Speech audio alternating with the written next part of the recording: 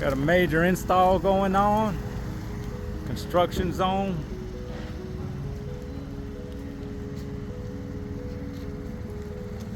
Hard hats and vests required.